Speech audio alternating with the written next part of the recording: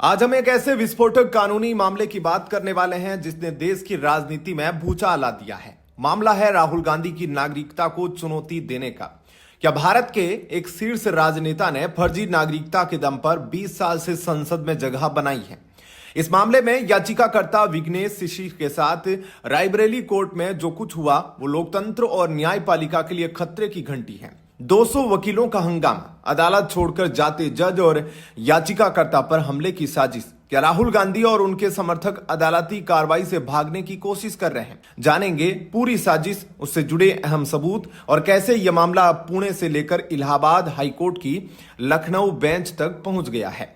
इस पूरे घटनाक्रम की शुरुआत होती है 5 दिसंबर को, जब याचिकाकर्ता विघ्नेश शिशिर अपने वकीलों के साथ रायबरेली की एमपी एमएलए कोर्ट पहुंचे तो उन्हें अंदर घुसने से भी पहले एक झटके का सामना करना पड़ा। कोर्ट के भीतर उन्हें लगभग 200 कांग्रेस समर्थित वकीलों की एक विशाल भीड़ मिली।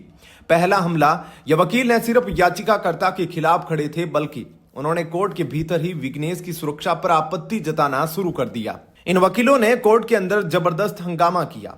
माहौल इतना ज्यादा तनावपूर्ण और अराजक हो गया कि कोर्ट की कार्रवाई पूरी तरह से ठप हो गई। इस बवाल का नतीजा यह हुआ कि एमपी एमएलए कोर्ट के विशेष न्यायाधीश को मजबूरन होकर अपनी कुर्सी छोड़कर कोर्ट से बाहर जाना पड़ा।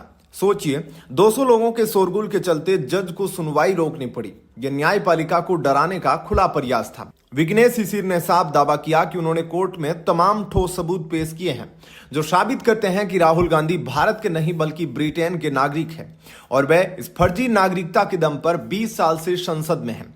5 दिसंबर को जब अदालत के भीतर हंगामा हुआ तो 12 दिसंबर को और भी ज्यादा खतरनाक साजिश रची गई। विघ्नेश ने खुलासा किया कि उन्हें खुफिया एजेंसियों से जानकारी मिली कि कोर्ट के बाहर उन पर हमला करने की पूरी योजना बना ली गई थी। मकसद साफ था, उन्हें विशेष न्यायाधीश के पास पहुंचने से पूरी तरह से रोकना। जान का खतरा इतना बड़ा था कि खुफिया एजेंसियों के हस्तक्षेप के बाद विघ्नेश शिशिर का रायबरेली आना अंतिम समय में कैंसिल करवा दिया गया। 200 वकीलों के हंगामे के बाद यह हमलावर साजिश क्या दिखाती है? यह दिखाती है कि राहुल गांधी और उनके समर्थक इस मामले की सुनवाई से बचना चाहते हैं और इसके लिए वह किसी भी हद तक जाने को तैयार है। सुरक्षा न मिलने और अपनी जान को खतरे में देखते हुए विघ्नेश शिशिर ने एक बड़ा कदम उठाया। उन्होंने अपनी याचिका को रायबरेली से हटाकर इलाहाबाद हाईकोर्ट की लखनऊ बेंच में दाखिल कर दिया। लखनऊ बेंच में राहुल गांधी की नागरिकता से जुड़ी एक और अहम याचिका पहले से ही चल रही है। उस याचिका में कोर्ट ने गृह मंत्रालय को सीधे ब्रिटेन से सबूत मांगने का आदेश दिया था। अब ये दोनों याचिकाएं एक ही जगह यानी लखनऊ बेंच में आ गई हैं। इस कदम से गांधी परिवार की मुश्किलें अब और ज्यादा बढ़ने वाली हैं। यह अदालती अवरोध सिर्फ रायबरेली तक सीमित नहीं है। यह समानांतर और उतना ही अजीबोगरीब मामला पुणे की अदालत से आया था, जो वीर सावरकर के अपमान से भी जुड़ा था।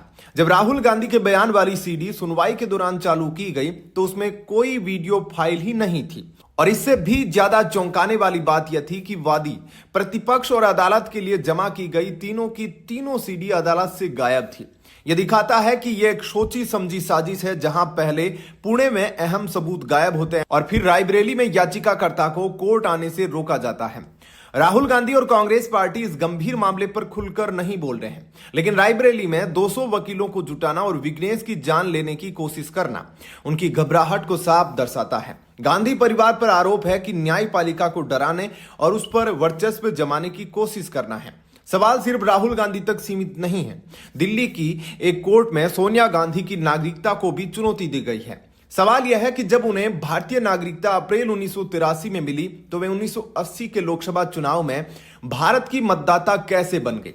सबसे बड़ी साजिश तब होती है जब 17 दिसंबर को इस मामले में अहम सुनवाई होनी है, लेकिन उससे ठीक पहले राहुल गांधी 15 तारीख को जर्मनी यात्रा पर निकल गए। वह साजिश दिखाता है कि सुनवाई के दौरान अगर अदालत से समन आता है तो वे विदेश दौरे का बहाना बनाकर पैसे से बच सकते हैं।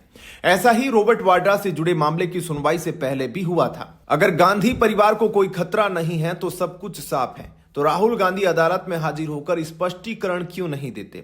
यह सब अदालत से वारंट या समन जारी होने से बचने के लिए किया जा रहा है। लेकिन एक बात तय है, अदालत के शिकंजे से दूर दूर तक भी बचा नहीं जा सकता। तो यह थी पूरी कहानी की कैसे नागरिकता की इस अहम मामले में गांधी परिवार और उसके समर्थक हर तरीके से अदालती कार्रवाई को बाधित करने की कोशिश कर रहे हैं। 200 वकीलों का हंगामा हमले की साजिश और सुनवाई से पहले विदेश दौरा, यह सब क्या दिखाता है? आपकी इस पूरे मामले पर क्या राय है? क्या आपको लगता है कि न्याय की राह में रोड़े डाले जा रहे हैं? हमें कमेंट करके जरूर बताएं। इस महत्वपूर्ण जानकारी को ज्यादा से ज्यादा लोगों तक पहुंचाएं, वीडियो को लाइक करें और हमारे चैनल को सब्सक्राइब करना न भूलें ताकि आप तक हर बड़ी खबर पहुंचती रहे। धन्यवाद। जय हिंद।